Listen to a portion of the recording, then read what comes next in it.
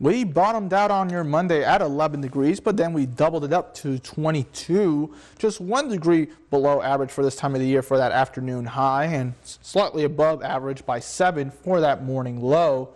But looking at the amount of daylight, we're almost at 10 hours, and we'll pretty much top it off by tomorrow, but nowhere near the record of 46 degrees back in 2002 or negative 18 back in 1982.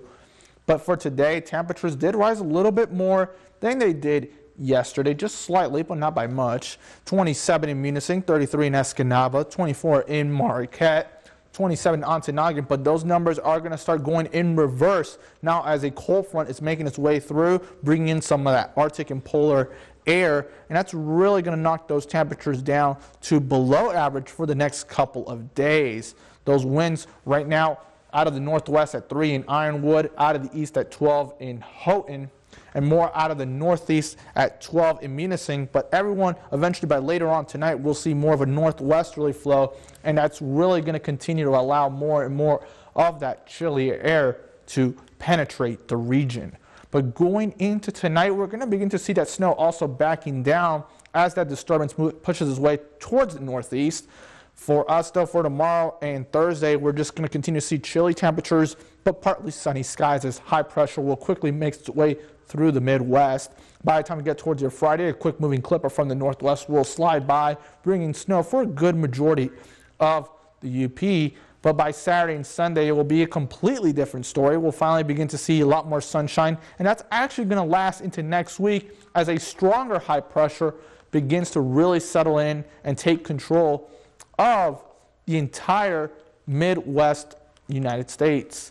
But looking back into your Monday, we did see snow totals at 5 inches in Hancock, Red Ridge at 4, Keweenaw Bay at 3, and Painesdale at 3.4. But we're also dealing with an advisory that will expire at midnight for the entire UP. Accumulations of snow could still be up to another 3 to 4 inches once it's all said and done. Watch out also for that blowing snow because of those winds. That's really going to reduce the visibility through the overnight. So please exercise caution while traveling. While going into tomorrow, we'll finally begin to see a lot more improvements, sunshine coming in.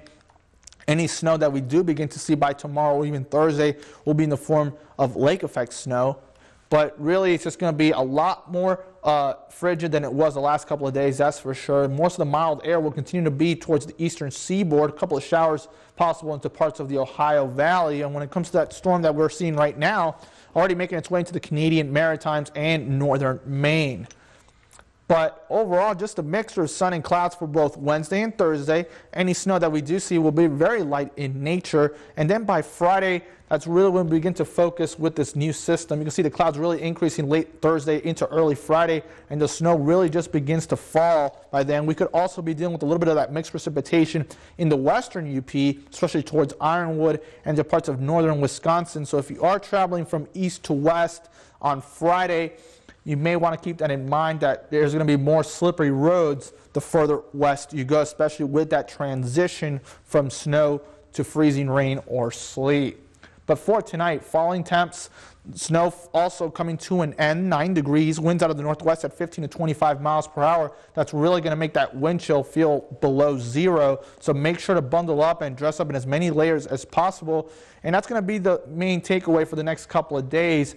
Northwest winds will continue going into your Wednesday. So these temperatures in the teens are actually going to feel more like into the low single digits to even negative single digits. 12 in Houghton, 10 in Ontonagon, 16 in Crystal Falls and Florence, trying to inch its way closer to 20 degrees in Escanaba at 19. And a day planner for your Wednesday is looking decreasing clouds. We'll have the most clouds early on in the morning, but temperatures are really going to fall near zero by tomorrow night as sunrise occurs at 8:04 a.m. And the next 7 days, only real obstacle will be on Friday with that quick moving clipper, 60% chance of snow, but temperatures already rising from below average to slightly above average on Friday and already making their way about a good 10 degrees above normal by the time we get towards the weekend. And by then you can see a lot more sun, especially going into next Monday and Tuesday.